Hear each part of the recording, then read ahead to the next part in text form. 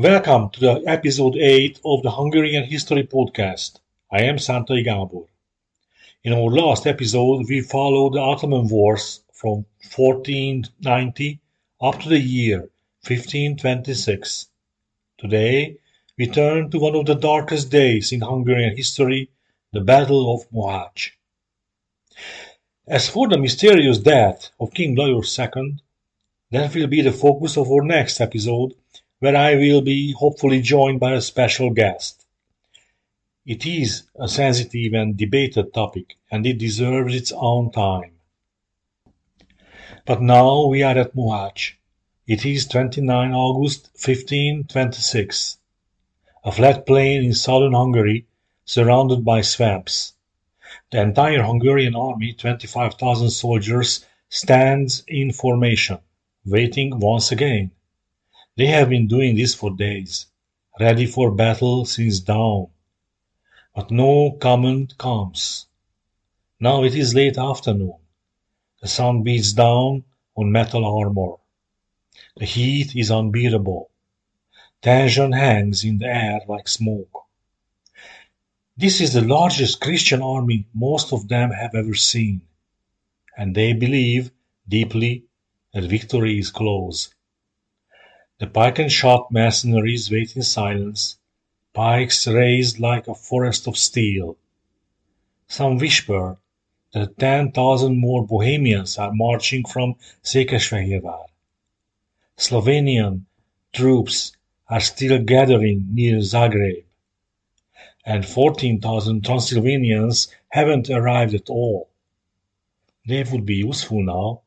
Still, confidence runs high. We can win without them, the knights shout. Some even vow to kill Suleiman himself in the coming fight. And incredibly, 3 of them will get close enough to try just a few bloody hours from now. But at this moment, there is only silence. No orders to attack. Some nobles say the king wants to retreat into a fortified wagon circle, a Wagenburg, and wait. Wait for the Croatians, the Transylvanians, the Bohemians. It makes sense. With them, the Hungarian army might match the Ottomans in numbers. But younger nobles are growing restless. They mock the Turks, they spit on the ground. They remember how a much smaller hussar unit defeated the Ottomans 3 years ago at Szávasdemeter. They blame the king. They say he hesitated, that he missed his chance. And so the day drags on. No command breaks the tension. If the soldiers had looked back on the past few weeks, they might have understood just how dangerous the situation really was. 5 years earlier, Sultan Suleiman had broken through Hungary's southern defenses. The key border fortresses, Szabács and Nándorfehérvár, aka Belgrade, had already fallen. Now there was nothing to stop him from marching straight to Buda. But this time Suleiman wanted more than castles. He came for a decisive battle, one that would bring Hungary under Ottoman control. The empire he led was vast, 5 times larger, far stronger than Hungary. Still, even his campaign was delayed. Swamps and slow movement cost him weeks on the way north. But the Hungarians couldn't use the time. King Lajos had little money, few allies, and just one strategy. Just 50,000 gold from the Pope, and a letter from the King of England. King Lajos called the nobles together near Tolna on 2 July, but few appeared until he himself left Buda on the 20th. By then, Suleiman had already crossed the Sava River, laid siege to Petervárat, Petrovaradin, and taken Újlak castle. When the garrison of Eszék castle surrendered without a fight, The Ottomans reached the Drava River in early August, meeting almost no resistance. Tomoripal, the border commander and Archbishop of Kalucha, could only fall back with his 2,000 hussars. They were too few to challenge the main Ottoman column. Meanwhile, Hungary's own army formed painfully slowly. The diet had to be summoned, the harvest finished, and foreign mercenaries could travel only in summer. With no better option, Lajos marched to Tolna on 6 August and set up camp near Mohács on the 24th. He finally mustered about 25,000 troops, mostly nobles and mercenaries, supported by 85 cannon and plenty of firearms for European standards of the time. Reinforcements from Bohemia and Slavonia were still on the road, and the powerful Transylvanian voivode Szapolyai János was still too far, too. "How long can we hold the foe?" the king asked Tomori. "Perhaps 2 hours," came the sober reply. Lajos didn't flinch. He would fight, whatever the odds. To be fair, in this period no Western kingdom could have raised a much larger army. France, for example, was similar in size and had more people, yet its field armies were about the same size as Hungary's. King Lajos had between 500 and 1,000 royal guards. The standing army from the border fortresses counted around 5,000 cavalrymen. Another 15 to 18,000 came from the nobles, under the so-called bondarium system, which required landlords to send soldiers based on the size of their estates. Royal towns added about 1,000 mercenaries. In theory, 20 to 21,000 noblemen were legally obligated to join the king. In practice, 64% of them didn't show up, citing old age, poor finances, or simply avoiding the summons. Szapolyai, the Transylvanian voivode, later faced harsh criticism for failing to support the king. Some accused him of saving his army for a future power fight. But in truth, it was more complicated. He received conflicting orders from Lajos, and his recruitment was slow. By the time of the battle, he and his troops were still near Szeged, 400 kilometers away. Even more damaging than his absence was this: the Hungarian army allowed Suleiman's forces to cross the Drava River unopposed. That single mistake erased any chance of gaining the positional advantage. During the long reign of Sultan Selim I, there had been relative peace between Hungary and the Ottomans. Only the soldiers guarding the southern frontier gained real combat experience, along with some seasoned foreign mercenaries. Sadly, many of the best fighters had already died in the small war before Mohács. By now, Suleiman was coming, and the Ottomans had secured their supply lines, while Hungary's castles had mostly fallen, and the royal army was still gathering slowly. This is why the Hungarian leadership chose the flat ground near Mohács as the battlefield. Swamps protected it from both sides, but moving further north would have looked like a retreat, something that could have shaken the country's morale. King Lajos named Tomoripal, the archbishop warrior, as commander. He was to share command with Szapolyai György, until his brother Szapolyai János with the Transylvanian army arrived. The chosen battlefield, about 7 kilometers from Mohács, was not a bad one. It would exhaust the approaching Ottoman forces. Still, some key decisions weakened Hungary's chances even further. It is important to note recent historians have largely cleared Tomori of serious mistakes. But one major error wasn't his fault. It was caused by the hot-headed nobles, who forced the king to stand battle too soon. Thus the battle began on 29 August, even though two major corps, the Croatian army under Ban Frangipan and the Bohemian reinforcements, were just days away. That left the Hungarians badly outnumbered. Suleiman had at least 60,000 troops and 150 cannons. Tomori's strategy under these conditions was to strike fast and defeat the enemy in smaller groups, just as Hungarian hussars had done a few years earlier at Százashendemeter. He spread his lines wide to avoid encirclement. By the morning of 29 August, the Hungarian army was fully deployed, standing ready in the summer heat.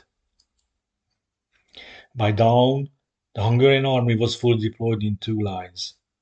On the right wing on the front line stood about 6,000 cavalrymen led by Ban Duke Batyány of Croatia and Slavonia. On the left, another 3,000 horsemen were commanded by Archbishop Perényi. In the center stood the core of the army, 12,000 mercenary infantrymen, armed and disciplined. Tomori spread his forces wide across the field. Behind them stood the second line, smaller but important. These were mostly the lordly contingents, acting as a reserve and protecting the king. At the heart of the second line was the Royal Guard, about 1,000 heavy cavalrymen, flanked by light horsemen and infantry. The exact location of the artillery remains unclear. The Hungarian cavalry was mostly light, ideal for fighting the Ottoman Akinji raiders. But the heavy cavalry, more expensive and fewer in number, was supposed to play a decisive role if used well.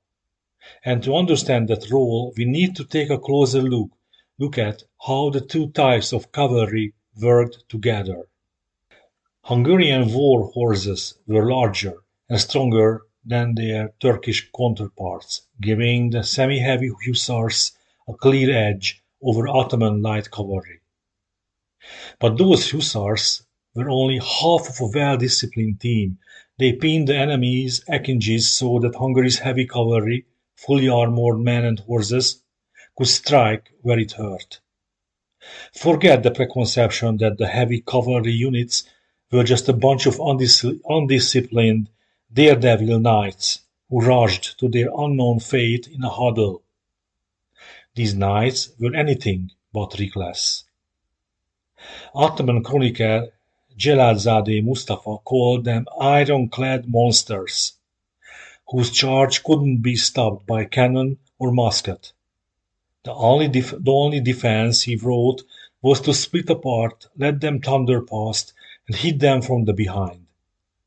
Turkish commanders therefore tried to draw the heavy horse out of formation and attack its flanks.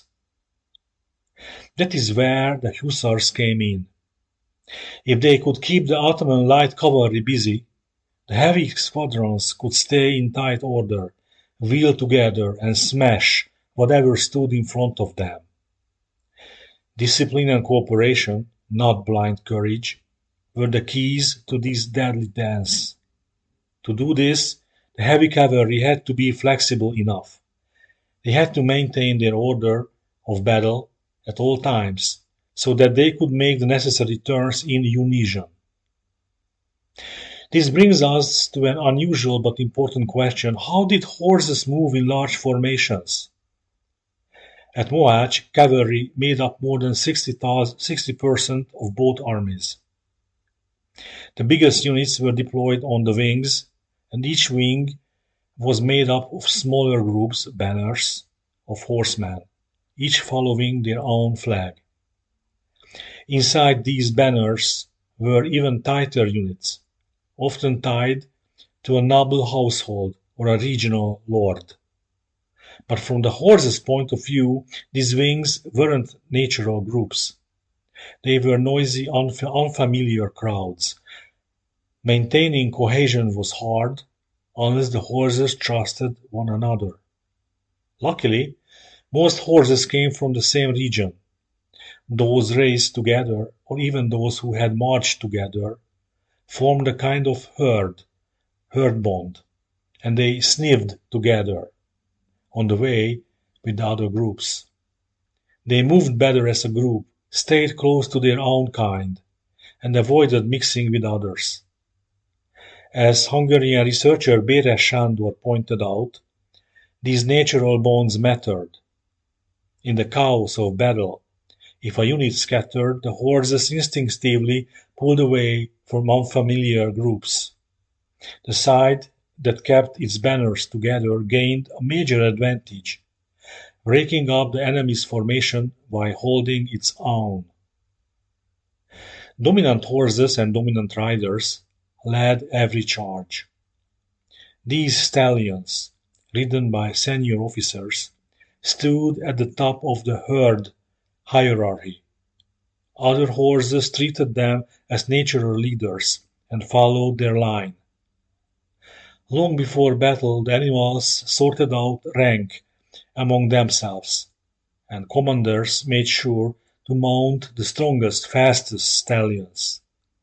Especially important because shouting became useless in the noise of combat. Hungarians prized stallions, Ottomans preferred geldings, and riding a mare was considered shameful by Hungarian nobles.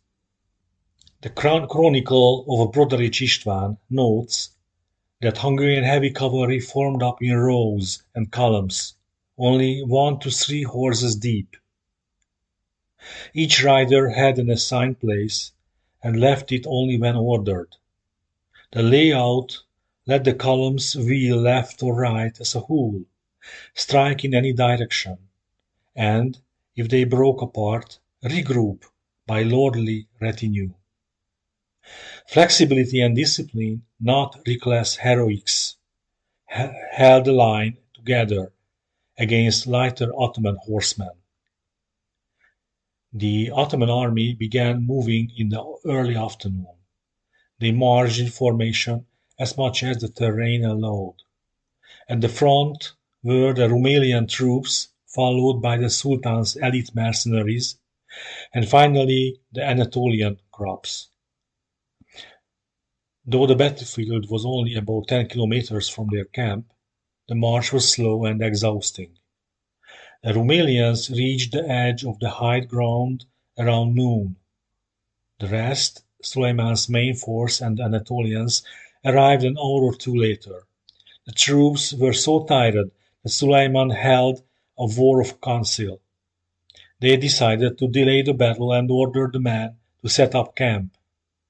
But Grand Vizier Ibrahim had other plans. He sent Bey Bali and Bey Husrev with light cavalry to circle the Hungarian right wing. This move forced General Tomori's hand. He sent out a unit of royal bodyguards led by Ráskai Gáspár to intercept them. They were elite knights, but too few, and soon scattered. The Turks looted the Hungarian camp, and the king's personal guard was now dangerously depleted. At that point, Tomori made his decision. He sent word to King Lajos, and the order was given: the Hungarians would attack. But before we describe the clash itself, we need to take one last look at how cavalry warfare actually worked. At Mohács, the most decisive moment was the clash of massive cavalry formations. The Hungarian plan was clear: use their heavy cavalry to break the Sultan's horsemen before the horses become too exhausted, then turn that momentum against the Turkish infantry. They had around 3,000 armored knights from the nobility, 1,000 royal guards, and about 4,500 lighter hussars, Hungarians and Serbs. The hussars' job was to target the Ottoman Sipahis, guarding the vulnerable flanks of the Sultan's infantry.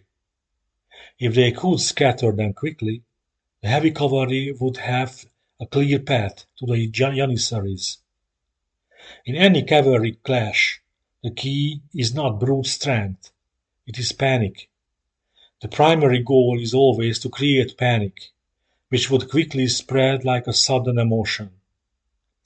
The instinctive reaction of the horses would always be to flee, because fear spreads fast between horse and rider. Contemporary sources called it megszavaztás, making the enemy bolt. To cause panic, the attacker had to strike not just physically but mentally. By provoking a sudden fear of death, the knight could break the enemy's horse's trust in its riders. And that bond between human and horse is everything. The horse gives its strength and speed in return for safety. It follows the rider in battle because it trusts him to survive. The rider, in turn, draws courage from the loyalty beneath him. But if that mutual trust snaps, even for a moment, panic spreads. The formation collapses. In panic, the fighting value of the enemy is very low, regardless of their numbers. A sudden, overwhelming charge is most effective. The attacker always has the advantage, even if the defender counterattacks moments later. But if too many horses are unfamiliar with their riders or each other, panic spreads like wildfire. The fighting strength of the enemy drops dramatically, no matter how many they are. Here, too, the Hungarians had advantages. They rode stallions, stronger, more responsive, and trained for the complex movements using snaffles and spurs. The Ottomans mostly rode geldings and used horsewhips, which gave them less precision. All these small differences, riding style, equipment, animal psychology, combined to shape what happened when the lines met. The Ottoman cavalry had no intention of standing still and waiting for the Hungarian heavy cavalry to charge. They were too experienced for that. That's why the Hungarians first had to fix them in place, lock them down before the main strike. This was the job of the hussars. Armed with lances and riding bigger, faster horses than the Turkish sipahis, the hussars could match them in speed and aggression. If the hussars engaged the sipahis in close combat and disrupted their formation, the Hungarian heavy cavalry could then charge and hit them, unit by unit, isolating and destroying them. If the sipahis broke and ran, the hussars had to pursue them and keep them from regrouping. That way, the heavy cavalry would be left fresh, ready for their final, most dangerous task, charging the Ottoman infantry. Only the very best foot soldiers could survive such a charge. Even the Janissaries sometimes faltered when confronted by armored knights. The Hungarian cavalry attacked in wedge formations, aiming for the corners of infantry units, their weakest point.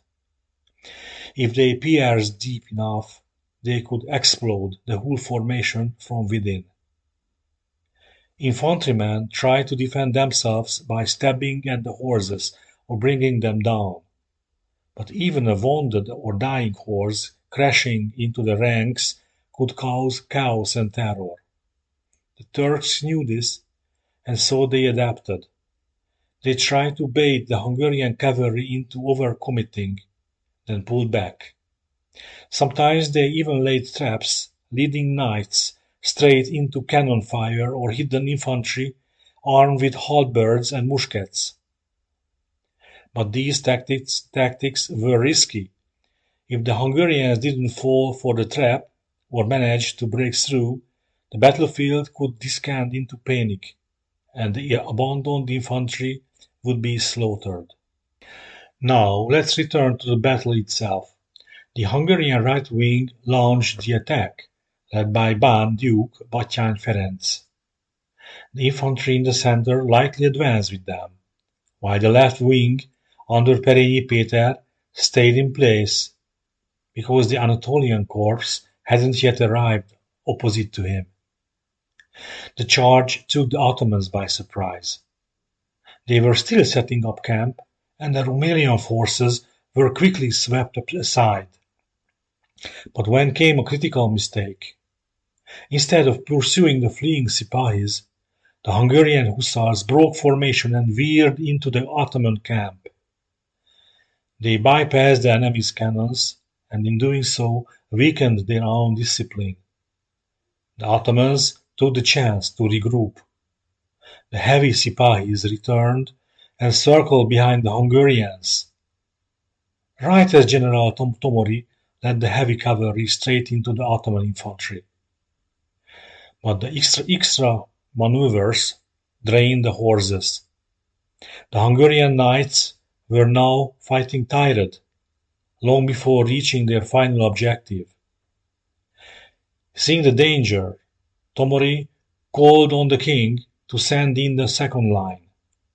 King Lajos agreed, and the center reserves began to move. But by the time they reached the front, it was already too late. The right wing's momentum had faded. They were falling back. Bey Bali and Bey Husrev's light cavalry swept around their flanks. And now, at last, the Anatolian corps and the Sultan's elite mercenaries arrived on the field. The Hungarians now faced the full weight of the Ottoman army. Their early advantage was gone. Their lines were strained. Perényi finally led the left wing into battle. He had some early success, but was soon pushed back. At last the Sultan himself appeared on the ridge. The Hungarians, already battered, threw everything into one final charge at his bodyguard. Eyewitnesses say Tomori was still alive, leading from the front. For a moment it worked. Hungarian lances thinned the Janissary line and even split the royal guard. 3 knights fought their way within striking distance of Suleiman. Each was cut down. Popular legend blames Ottoman cannon fire for stopping the attack. Contemporary sources disagree. The gunners aimed too high. Most shots sailed overhead of the Hungarians. The real killers were the Janissary's muskets. Many fired square bullets, wildly inaccurate but deadly up close and able to punch through armor. Ironically, most of those muskets had been cast in Hungarian and Venetian foundries. By late afternoon, the trickle of men slipping away from the battle became a flood. The infantry in the center held the longest, but as dusk approached, Ottoman guns were rolled up against the pike and shot blocks and shattered them. Then a sudden rainstorm swept the field, sealing the defeat. King Lajos managed to escape the melee, only to vanish in a marsh near the Danube, dragged down by his own armor. That mystery we will explore in our next episode. Most mounted men escape the field. Horses can outrun disaster. The infantry had no such chance. Alongside 6,700 Hungarian foot soldiers stood 5,300 papal mercenaries, Bohemians, Moravians, Italians, German, Spaniards, and a 1,500-strong Polish contingent. The infantry inflicted bitter casualties on the Ottomans, and they fought on until evening and surrendered only when the Turks deployed their cannons against them. Mercy was scarce. The next day, by Suleiman's order, some 2,000 captives, men and women, taken from the field and from the Hungarian camp, were executed, in revenge of their staunch resistance. When the counting was done, more than half of Lajos' army lay dead, roughly 3,000 or 4,000 cavalry and about 10,000 infantry. Among them were barons, bishops, and much of the kingdom's high nobility. Yet the Hungarians and all their non-Hungarian allies had fought as hard as anyone could against an enemy 3 times their size. Tactics were sound, courage was not lacking. Against such overwhelming force, even King Mátyás or any power in Europe would have struggled to do more. The Battle of Mohács was not a disaster it is often made out to be. It became one, because the king died. And with him died Hungary's unity. What followed was civil war and division. Had King Lajos survived, or not been assassinated as some suggest, Suleiman might have offered terms, demanding a corridor to Vienna. In truth, the Sultan was unsure of victory when night fell. Heavy rain swept the battlefield. He ordered his cavalry to stay mounted through the night. No campfires. He allowed them to dismount only in dawn, but they had to keep the reins with one hand. Even the Akinjis were forbidden to pursue the fleeing Hungarians. For 3 days he waited, expecting a counterattack. None came. He marched into Buda, looted it, and left, without leaving a garrison. He wasn't safe. Fresh Hungarian troops were expected from the east, Croatian forces from the west. In the north, at Pusztamarot, thousands of fleeing nobles and peasants made a final stand in the Pilis hills. In the Matra and around Bács, local defenders lost and won battles of their own. Suleiman saw the truth. Hungary would not be easy. Too many swamps, too many castles, too many people ready to die where they stood. You have been listening to the Hungarian History Podcast. I am Szántai Gábor. If you have enjoyed this episode, I would be grateful if you follow the show.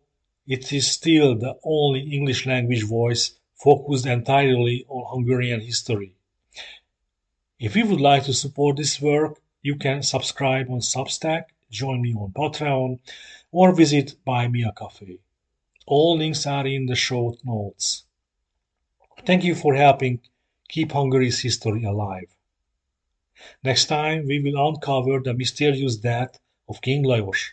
Until then, goodbye, sziasztok, viszonthallásra!